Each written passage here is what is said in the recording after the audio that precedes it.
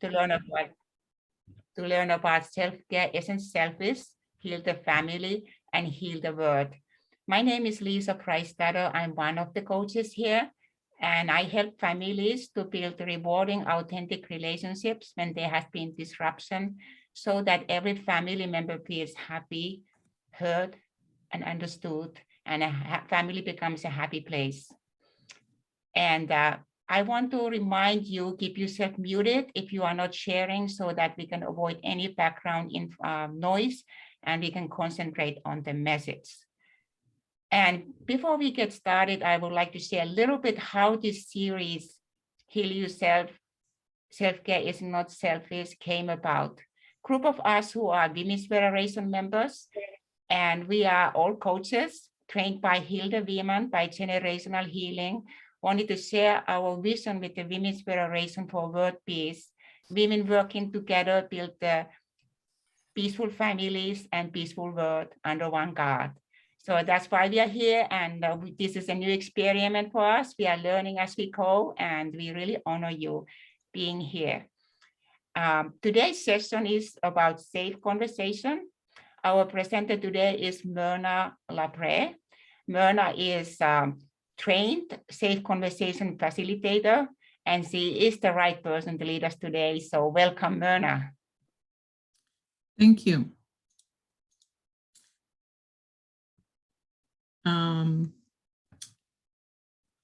Each time we are using a meditation to begin, and we give that because we need to be more present to ourselves, and we also need to be able to see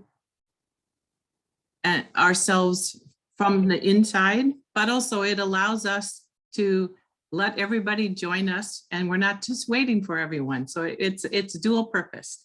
And I chose this meditation this morning, which we didn't record because it's a copyrighted thing, but we will, in the follow-up email, we'll give you the link. It's from Insight Timer. Anyway, I think for today's session, we're talking about safe conversations. We have to surrender to be the desire to be right. We have to surrender to having all the answers. We have to surrender to learning to live from the heart and not from the head. So I've been a Safe Conversations facilitator for about 2 years now, and I really enjoy it. And I'm going to tell you a little bit more about my experience as we talk through this. And also, oh, I almost forgot. So if you got the email from me, how can I do this? Everyone in the meeting. Okay, if you got the email from me and you printed out the 2 pages, that is a appreciation dialogue, you're going to need that. If you didn't print it out or you don't have it available, I'm going to put it in the chat. And what you can do is you can click on it before you go into the breakout rooms, which will be in a little while. So it's there. It says it's called Myrna and Appreciation. You can click on it so that you can call it up on your device. Okay, and I'm going to explain in a little while why it's important to use this. It might seem a little awkward, but it's part of retraining our brains that allows it when we use the dialogue practice. Okay, so I'm going to share my screen now. All right. All right, can you see it? I know you're all muted. Can somebody tell me? Can you see my? Yes. Okay, thank you. All right. So today, I'm going to introduce you to 3 concepts of safe conversations. So safe conversations is a tool, and this is only an introduction. So I can't give you all of it, but I hope to give you an overview. And the 3 things that we're going to discuss today are that this is a new skill, the structured dialogue process. that can help us have safe conversations, that can help us communicate more safely. The second thing is that we have to make a decision to care for the space between. So I'm going to talk a little bit more about that in the future, in the near future, but the space between is basically our relationship.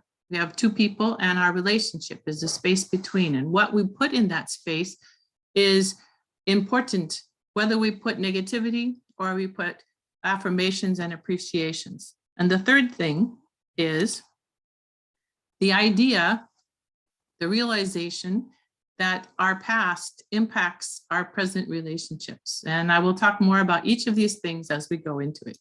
So connecting is really how we're supposed to live. It describes us. We're meant to be connected with our partners, with our families, our children, our parents, our social institutions, in communities, with our friends. And connecting is our true nature.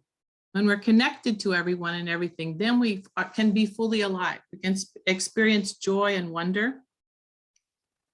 However, we don't feel this connection and we don't feel wonderful all the time. And why is that? Well, everyone feels disconnection. This comes from ruptures in our communication or our connection to people, and we start feeling separate from other people, and we forget that power of feeling connected. And even we begin to believe the illusion that we are alone, or that no one understands us, or that we're never going to be happy again.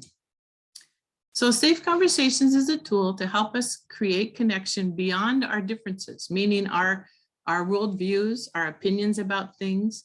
And connecting is really our deepest desire, and losing that connection is our deepest fear. So basically, in our life, our physical life, we have 3 stages of relationships. We're born connected to our parents, and something can happen in that relationship or in our later relationship where there's some kind of rupture and it creates disconnection. And then we strive to be able to have reconnection.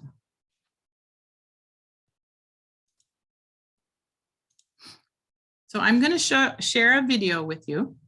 And this video is based on experiments that were done in 1975 with Dr. Edward Tronick.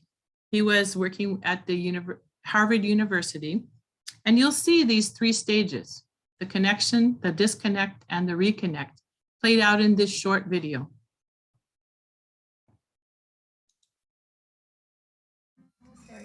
Babies this young are extremely responsive to the emotions and the reactivity and the social interaction that they get from the world around them. This is something that we started studying 30, 40 years ago, when people didn't think that infants could engage in social interaction.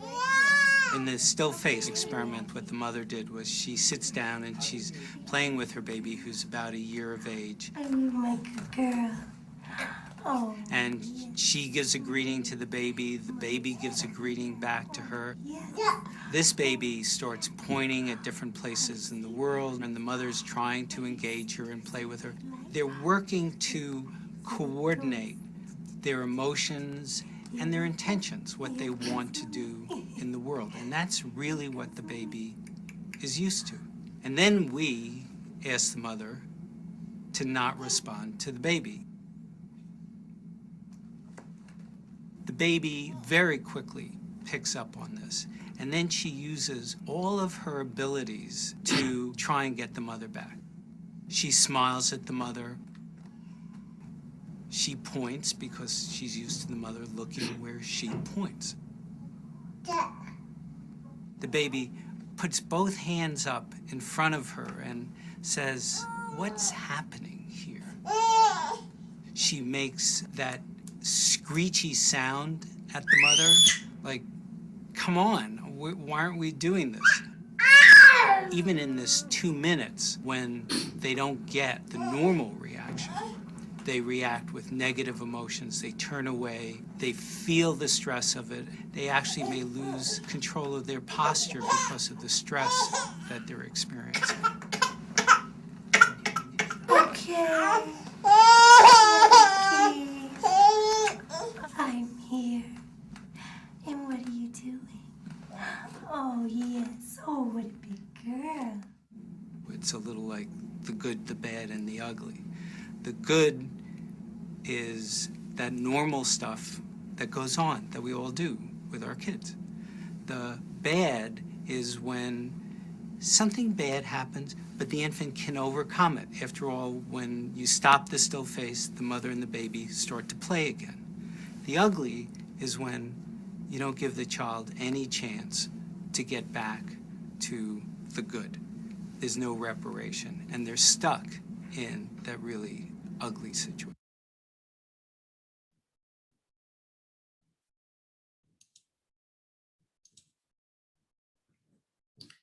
So this video shows us a kind of graphic example of the patterns that can happen in our lives and that can be played over and over again, of feeling connected and somehow losing that connection, that there's a break in the relationship and striving to reconnect. And what happens is when there are too many situations where the rupture takes place, we can lose the confidence that we can be able to refine our rhythm and reconnect. And we start defending ourselves and protecting ourselves from getting hurt. And so what Safe Conversations is striving to do is teach us a new way of being in relationship. When we make talking and listening safe, then connection is possible. So the reality is we are all born in relationship. We grow in our relationships.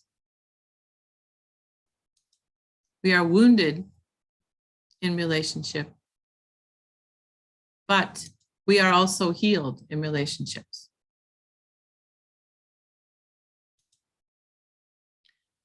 So in order to understand more about relationships, it's important to know something about the brain. And the fundamental question in our brain is always searching. Is it safe for us? Is it physically safe? Is it emotionally safe? Is it spiritually safe? And in the last 10 years, there's been an amazing amount of work and research done that shows us what's a healthy brain and what relationships looks like. And we know that connection cannot happen when someone is in their lower brain. The fight, flight, or freeze is engaged. And if you've ever tried to talk to someone, especially a child that's really upset, having a crying fit or a tantrum, you know that you cannot reason with them. So we are the same, actually. We can't really hear, we can't reason when we're in our lower brain. So the news about the brain is that having a healthy relationship actually contributes to having a more healthy brain. When we have connection, our brain becomes healthier. Our prefrontal cortex, which I'm going to talk about in a minute, actually can grow and develop. It's not the other way around. We don't need the healthy brain first. The healthy relationship contributes to it. So for the purposes of our webinar today, we're going to talk about the three main functions of the brain. So the lower brain, or the amygdala, is the one that is the most ancient, and it's one that keeps us alive, always scanning for safety. It's great. It was great back in the day when cavemen had to escape from some kind of wild creature, but it sometimes sees danger now when it's not really existing. And the middle brain, the hippocampus, is the emotional part that keeps from where all of our emotions reside. And the highest brain is actually where the thinking, observing, creativity, and objectivity can reside. And in a minute, we're going to talk about how relationships in the brain how the brain functions. The middle brain has the feeling, learning, remembering. The lower brain is reactionary and is it safe? So the brain and relationships in the higher brain, that's why Safe Conversations uses the dialogue with sentence stems to help us learn how to listen and talk and to be balanced and to be ready to connect. The middle brain is the one asking, do I feel safe, or what memory is being triggered? And the lower brain is just, am I safe? The fight, flight, or freeze. So the more that we can be able to learn and understand in relationships, the more we can stay in the higher brain where win-win kinds of solutions are possible. Dr. Daniel Siegel is somebody who's done a lot of brain research, and he has this hand model that helps us understand about our brain. So if you look at your hand and you fold the thumb in, that's the hippocampus and the amygdala, the lower and the middle brain. And then you fold your 4 fingers on top of it, that is the prefrontal cortex. So this is the way that we want to live our lives, when the prefrontal cortex is in charge and helping us to make good decisions and recognize that even though I might be afraid about something that in the past happened, I can look at it logically and talk about it. But if we have we get triggered and we get upset, and then the lower brain is what takes over, that's called flipping your lid. So, you know, when kids just have had too much, they flip their lids and they can't handle it anymore. Sometimes that happens to us adults as well.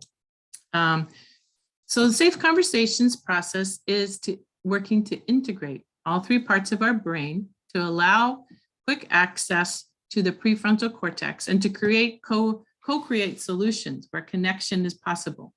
The only way to do that is to practice. So I congratulate you that you're here today, and you're going to get an opportunity to practice in just a little bit. I want to give you a little bit of background about the Safe Conversations. It was created by Drs. Harville Hendricks and Helen LaKelly Hunt.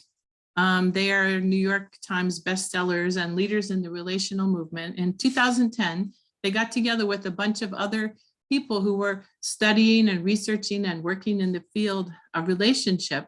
And they decided it was time to bring things out of the clinic and move it into the community. And so they live in Texas. They did a lot of things with married couples, as well as organizations, nonprofits, even police, firefighters, many different groups where they brought them together to learn how to communicate better. And using the latest in brain science, they declare now that we can teach relationships. We can find simple ways to move beyond the conflicts that so many times occur. So the core question is, why do people fight? Why do we have arguments? And what's been discovered is that is objection to difference. Basically seeing someone else, thinking that my point of view is the whole point of view, and that there's not anyone else who, any other point of view. And so people argue about who's right and wrong, and this leads to conflict, disconnection, anxiety, and of course, loss of feeling fully alive. Perhaps you've heard the story from South Asia about the 6 blind men and the elephants. I think this illustrates this whole idea of having an understanding and thinking that everyone else has the same understanding. So the story of the tale is that each blind man found a different part of the elephant. First man touched the side and declared that the elephant is solid like a wall. The second blind man touched the trunk and said, it's like a great snake. The third blind man felt the pointed tusk and said, this creature is as sharp and deadly as a spear. The fourth blind man, feeling the leg, believed it was a tree trunk. The fifth blind man, feeling the giant ear, said it's something like a huge fan. And the sixth one gave a tug on the elephant's coarse tail and said, nothing like more than an old piece of rope. So each one was certain in their reality, and they thought that their reality was everyone's reality, their perspective. So the core theory of safe conversation is that objection to difference is the source of all conflict. We're not able to see from another person's point of view or walk in another person's shoes. And this is that which we see as different from us is seen as a threat to our personhood. But what we really want is a relationship that is safe, in which we can experience connection and full aliveness. And so the question is, how do we do that?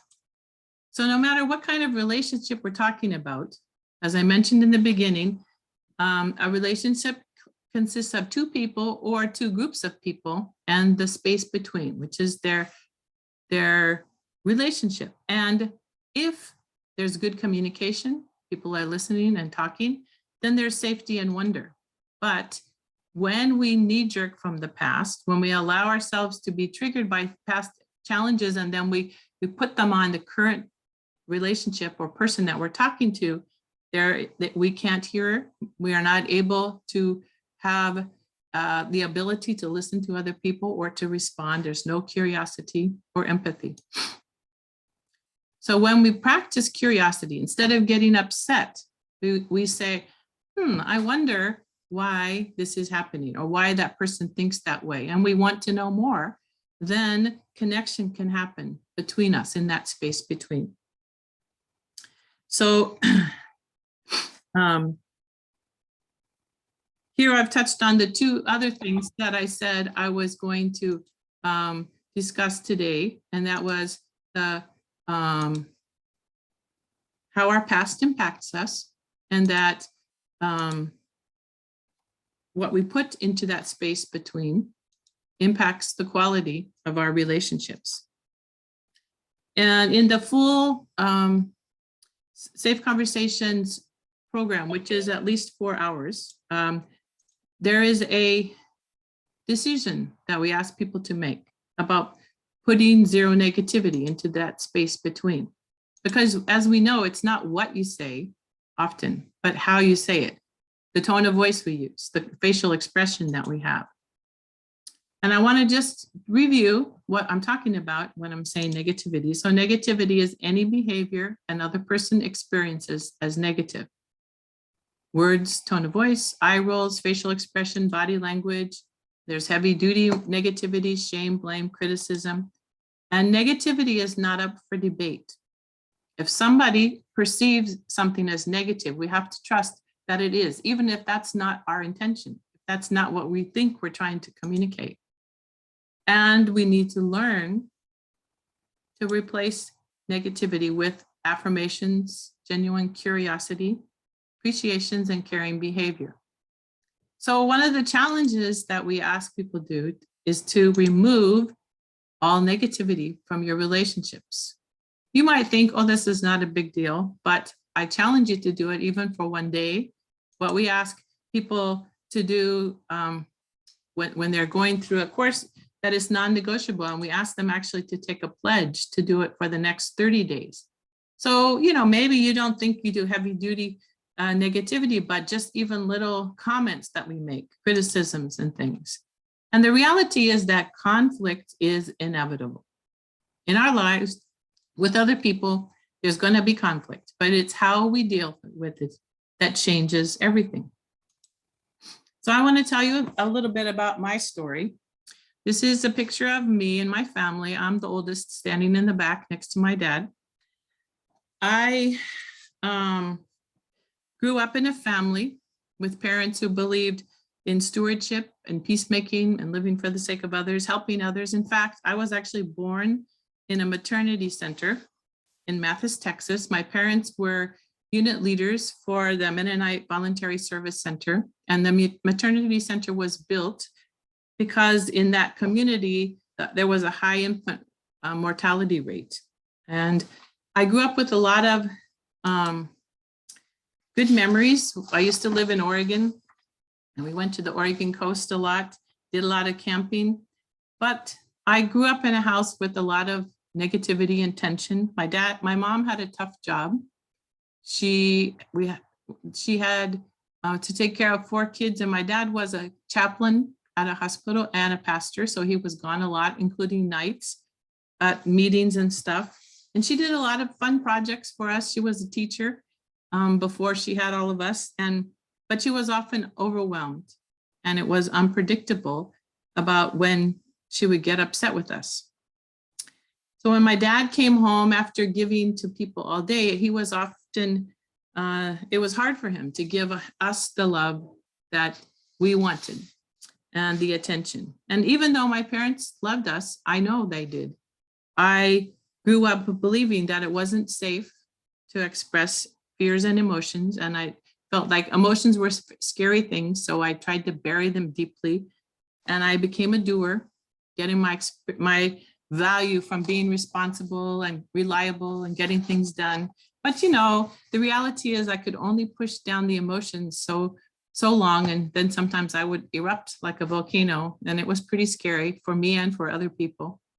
So when I first learned about safe conversations, it was eye-opening to be able to find a way to express and talk about those feelings and how they came from the past without the anger. And through the dialogue structure, which you're going to practice today, I'm learning to listen and to not just blast others, especially my husband and my sons.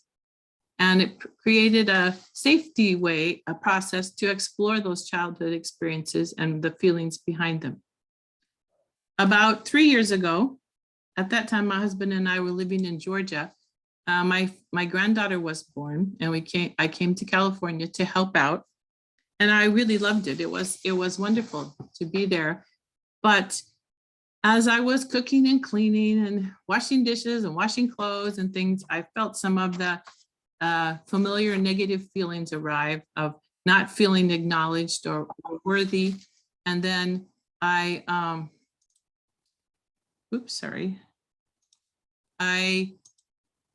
had to recognize my my own limitations, and using the skills that I was learning through safe conversations. I sat down with my son and we talked about it, and I felt like healed some things in our relationship. And I wish that I had understood these skills, had these tools when my boys were much younger. Then this past July, I went with my sister. This is a picture of her and me and one of her nephews. We went to Kenya. My sister's husband, who was Kenyan, passed away earlier in 2021. And due to COVID, she couldn't have a funeral with his family in Kenya at the time. So in July, we went there. My husband and I went to support her. And she's my youngest sister, and she's very quick-witted, and can be sarcastic. And I had a lot of challenges growing up with her. And so I really wanted to go to support her, but I was kind of nervous. Maybe we'd have to have a showdown or something about our past. But actually, I discovered that using what I learned through safe conversations, even though she didn't know it, I was able to really ask her about her experience of her husband passing, like he had kidney failure for a while. And, you know, about also she's been to Kenya many times because she's a professor and she worked with schools there. And so we were able to really experience some healing in our relationship as well.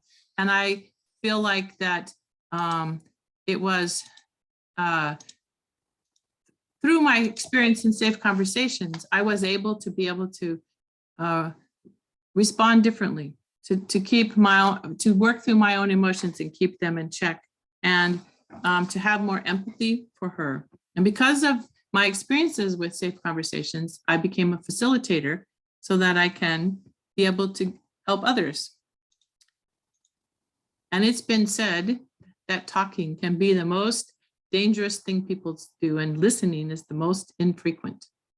Most of us listen to respond. We do not listen to understand.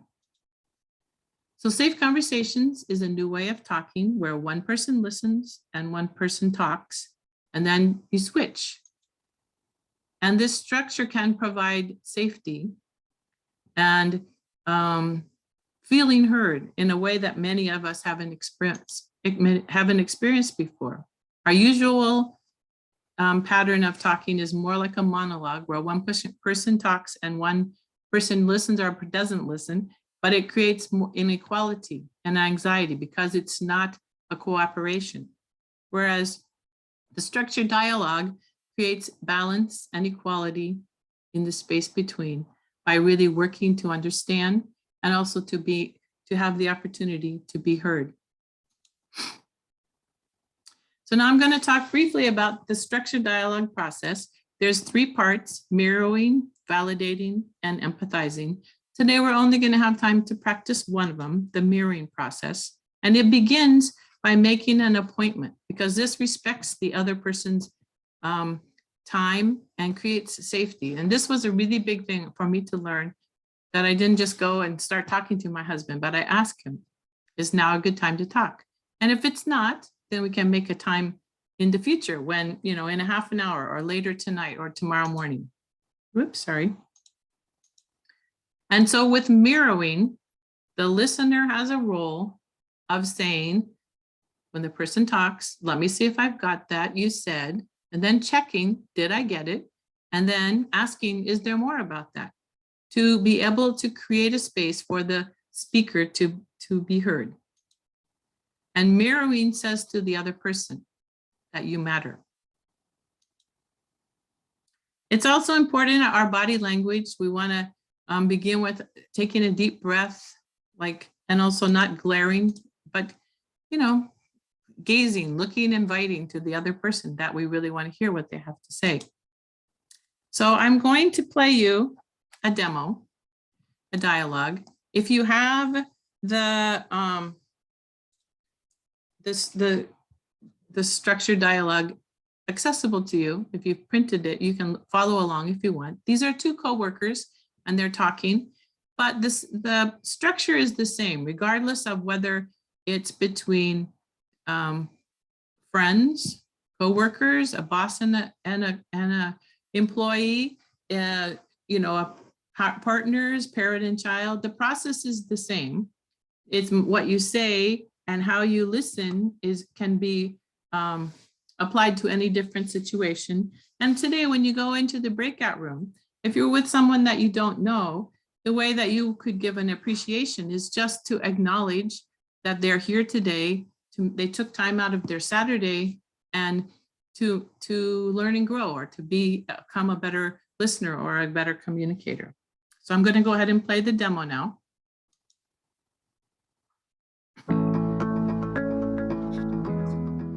Sam, I would like to share an appreciation.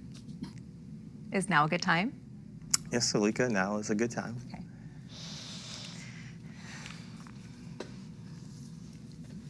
I really appreciate it when I'm feeling stressed out and I have all these balls flying in the air. You somehow manage to make me feel like everything is going to be okay. Okay, let me see if I got that. You said you appreciate that when you're stressed out, trying to keep your balls flying in the air, I find a way to make you feel like it's going to be okay. Did I get it? Yes, you got it. Okay, wow. So is there more about that? Yes, actually, there is.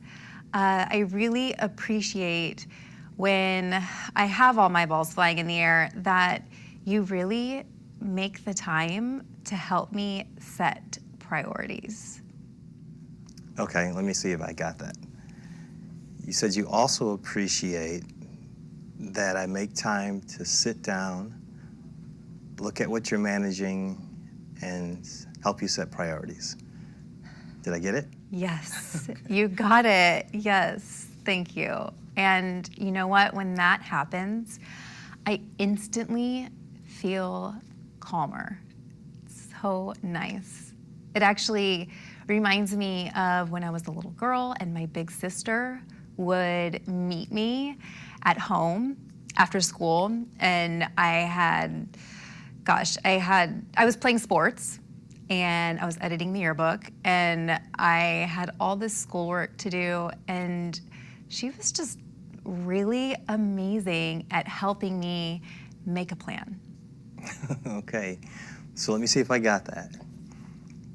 It reminds you of your sister when she would meet you at home after school, and you were doing all sorts of things like sports, yearbook, and managing your schoolwork, and she would help you make a plan. Did I get it? Yes, you got it. All right, so let me see if I got all that. Okay. You said you appreciate that when you have your balls flying in the air, I find a way to make you feel like it's going to be okay. And that I make time to sit down and help you set some priorities, which makes you feel calmer. And you said it also reminds you of your big sister, and she would meet you at home after school, and you were juggling all sorts of things like sports, yearbook, and schoolwork, Yes. and she would help you make a plan. How's that for a summary? That is a really good summary. Thank you for listening. Oh, sure. Thank you so much for sharing.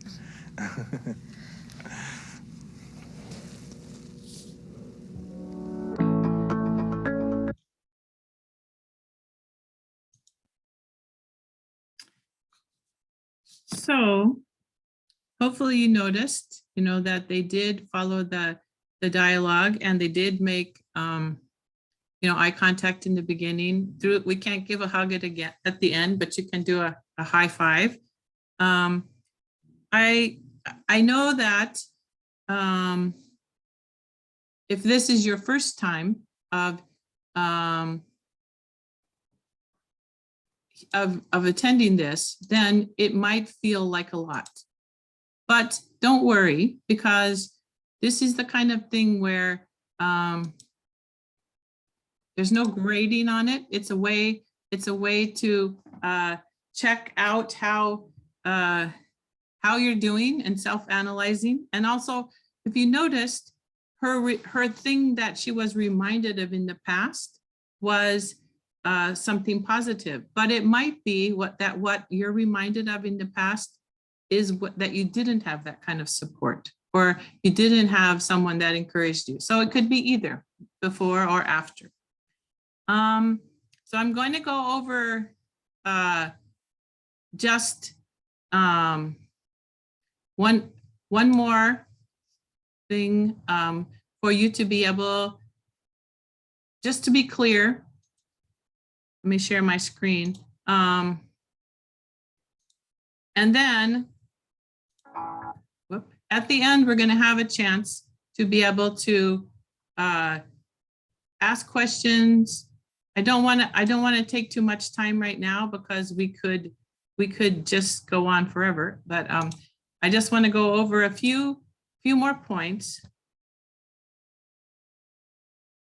Oh, somebody asked me if I taught my son to do the safe conversations before I talked. No, and we're going to talk about this in the review at the end. So the other person doesn't have to know safe conversations. Actually, that's not completely true. Another son came to visit me, and I happened to be doing the course, and I told him, Daniel, I need to practice this. Can I give you an appreciation, and would you help me out? So I gave him the script, and we did it together. So, but you can do it without people knowing anything about it. It really depends on me to start with. Okay, so let me share my screen again. Just a few things, a few tips as you go, before you go into your breakout rooms. So the sender, you need to use iMessages, especially if you're talking to somebody who you already know well, like your spouse. You want to take ownership and use iMessages. And as I said, if you are in a breakout room today with somebody else, actually that's a benefit, because it's better to practice these skills before you talk to someone where you have baggage with. It's easier to learn the skill first, and be respectful and as succinct as possible. So you want to not say paragraphs, you want to say a sentence or two.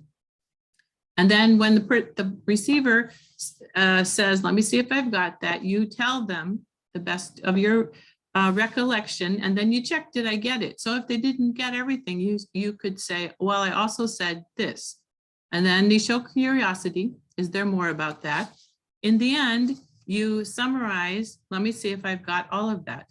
So the thing is, if you don't have a great memory for details, you can ask your partner today, is it okay if I take a few notes while we're talking so that it's easier for you to remember? And if they speak paragraphs instead of sentences, you can say, hold on, that's too much. Let me see if I can mirror what you've said thus far. So that's a simple way to do it. And so you're gonna practice the appreciation dialogue. I just put it in the chat again. So if you don't have it printed out, click on it before you go into the breakout room so you can open it up on a device. Use the dialogue and it will feel awkward, but this structure is, we're learning a new skill. It's like any new skill, it takes some practice. And each person will have the opportunity to send and to receive an appreciation. So you'll be in a breakout room for 15 minutes. It will be 7 minutes for each person. And I will try to alert you when it's time to switch roles. Let's see, I think that's it. Okay, we're going to practice mirroring. Before we do that, I have to just make sure I have all of the breakout rooms. So if there's anybody who has a question, then I can answer briefly. Anybody have a question?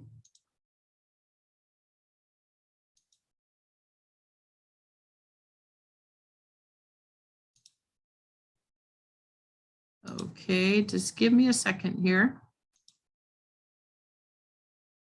It's actually, I want to say it's really wonderful to have so many of you here today because it's much more inspiring for all of us when we have the opportunity to have a great crowd. So I'm almost. Question in the chat. What's that? You do have a question that just came into the chat. Can you read it? Can you read it for me? What if we don't know the person at all? In the breakout room? Well, okay, I did say that if you don't know the person at all, then what you could say is, I really appreciate that you are here today to take this opportunity to learn and to explore, new ways of communicating. So it doesn't have to be something that you have never, it doesn't have to be anything personal about that person. You're just recognizing that they took time out of today to do this. Okay.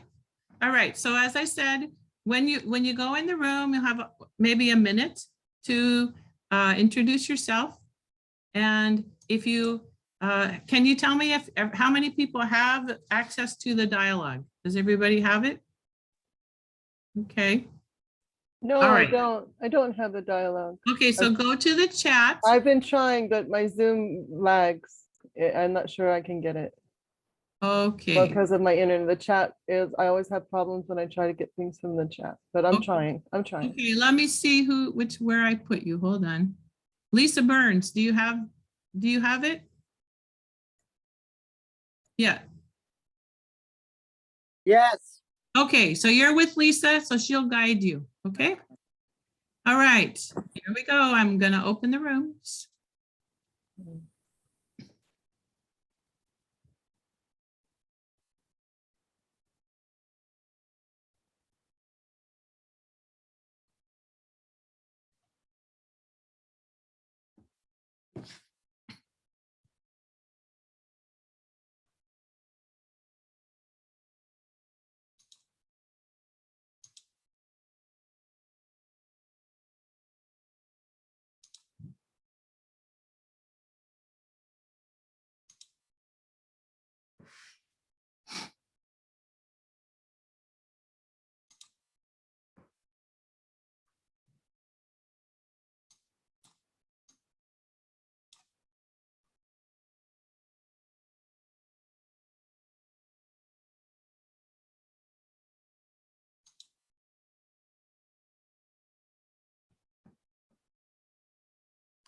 Active, can you join the room?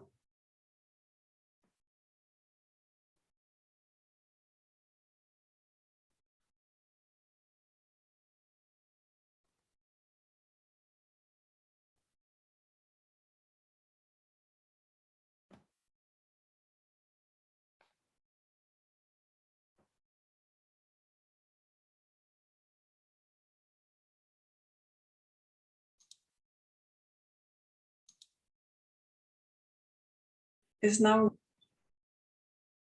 a good time to express me? So are you doing it with your husband, or is it okay for Hanka to be here?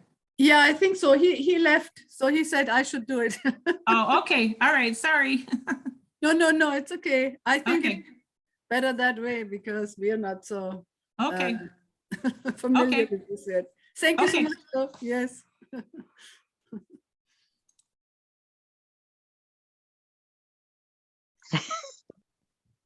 Okay, welcome back, everyone.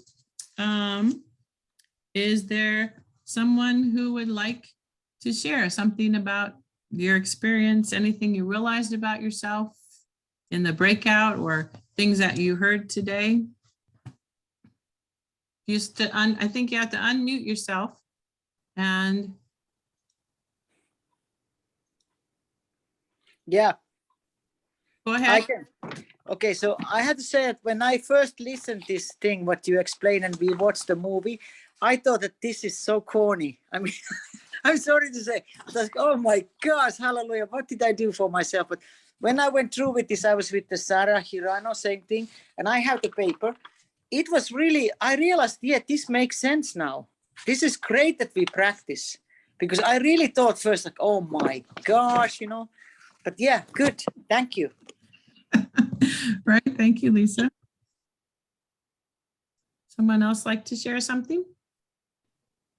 Yeah, I thought it was a little bit stilted, and since the person that I was with, we wanted to just like chat about who we are, and that kind of thing. But we did practice the technique, you know, with the appreciation you had suggested, and so I think we have a better idea of maybe how to relate to, say, a family member or a friend that we need to talk to. Mm-hmm. Yeah, and as I said in the beginning, that it will seem maybe stilted or awkward, but you know, if say for instance I'm a tennis player and I need to learn how to change my backhand, I have to practice in a way that I haven't done before, and it might feel awkward and it might feel challenging. So in this way also, if we want to change our way of how we listen and how we talk, so it does take some investment, and it maybe even 4 or 5 times of practicing it before we feel like we can really, actually, most people find not the speaking, but the mirroring part is difficult. Like we don't really listen to understand what the other person is saying, and not just the words, but the part that's behind it. So thank you for sharing, Nancy. Someone else like to share?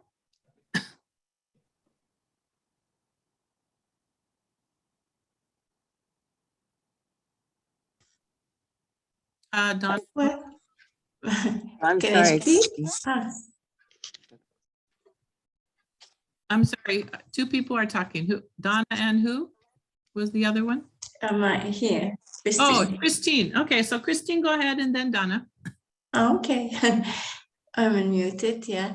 Yeah, I found it actually more difficult in mirror, being in a not the initiator, Yeah. the receiver, because you really have to listen, you have to really forget about yourself actually, and to repeat exactly what the person says. And of course, it's difficult to repeat everything and to so it's a good retrain. Yeah. Also, I think, you know, if it's someone that I know well, then maybe I don't have to repeat word for word. I can just get the gist of it, as long as they Yes, you got it. You know, as long as they say that you understood. Thank you, Christine. Did you want Donna to share something? Are you just wanted to address that I was trying with my effort to listen, and then what I didn't catch was probably the most important ingredient of the appreciation. But because of the process, I was caught up to what I didn't hear. And I think I'm a good listener, but the irony is my kids say I always ask questions, but I don't stop to listen to them.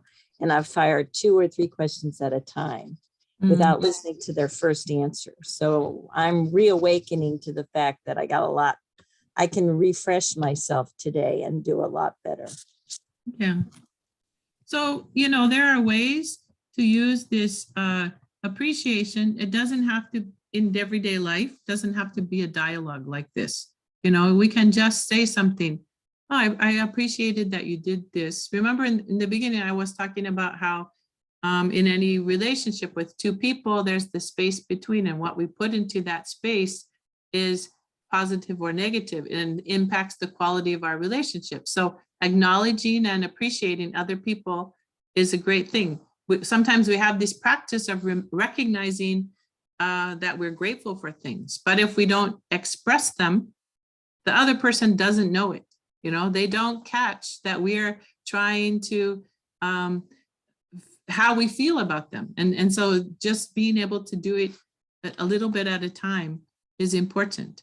So I want to just share my screen again with the last couple slides, because there are ways that, oops, what happened here? There are ways that we can do this without doing the whole dialogue process and in everyday life. 1 second, let me move some things here. So if we need to talk to somebody, we can start with asking the simple thing is now a good time to talk? You know, is it okay to talk now? I have something I want to talk about. Can we make an appointment later this evening, tomorrow? Also, when we speak, using iMessages. And even when someone says something that we're not in a dialogue like this, you can say, oh, what you're saying is this, or let me see if I got that, if I understand that. And then checking for accuracy. Is that what you meant? Is that what you said? Is there more about that? Those things we don't have to be in a dialogue to ask something, because oftentimes when we ask other people, especially our kids, about something, they don't offer up the first thing they say might not be what they're really thinking about. And then it's a marathon, not a sprint. It takes practice like any new skill, and it will feel awkward as we work to master this. And if you're interested in learning more, actually I do once a month, I do an online safe conversation workshop. And the next one is on February 19th from 9 to 1 Pacific time. I'm a certified facilitator, and I will send out this information in the follow-up email. But you can do a lot without actually without actually sitting down with someone and doing it like a script. You can just become more aware. 1, how much you say things or think things that are negative. 2, asking for an appointment. And 3, just saying, oh, so you said this, you know, practicing mirroring back, but in a simple, natural way. You know, even you can practice this with people when you're, you know, like in line at the grocery store. You know, you can appreciate people, you know, in your group. Wow, you know, that was, somebody does something. Wow, that was really courageous. That was really thoughtful of you. Just learning to become aware of these kinds of things that we do. So at this time, I'm going to turn it back over to Lisa, our MC, and thank you all for participating in this webinar. Thank you, Myrna. I do have to say that even I have attended many workshops. This was a very good reminder, and also a reminder for me that listening is the most difficult. And but it's a good practice and it's a very helpful lesson. Our next session will be February 12 from 1 to 2:30 Pacific Standard Time. And I would like to invite Roseanne to introduce our next presenter. Hi, everybody. So you're in for a real treat. The next time we meet in February, Miyuki Pullman is a clinical practitioner certified in the instruction of Eden Energy Medicine. And she's also a practitioner of Body Talk and has been certified in that, as well as flower essence therapy. So I feel really lucky because I've lived near Miyuki, and she has presented at our Women's Federation conferences. The last 7 years, we have an all-day peace and justice conference at the local community college. So we always bring her in after lunch, and she gets everybody's energy going with very simple exercises that anyone can learn, and you can do the daily. She teaches a daily routine that takes about 5 minutes, and it definitely gets your energy up for the day. So yeah, I'm looking forward to hearing her again because she's been doing so much training. Every time I see her, she's teaching new things. So please join us in February for Miyuki's session. Thanks. Thank you, Roseanne. And I will definitely join that one. That sounds really interesting and intriguing. So I'm looking forward for that. Next 12, so put it on your calendar. And you will receive recording for this and resources for your journey for the future. And also I wanted to remind you that we are coaches and we facilitate individual and group sessions.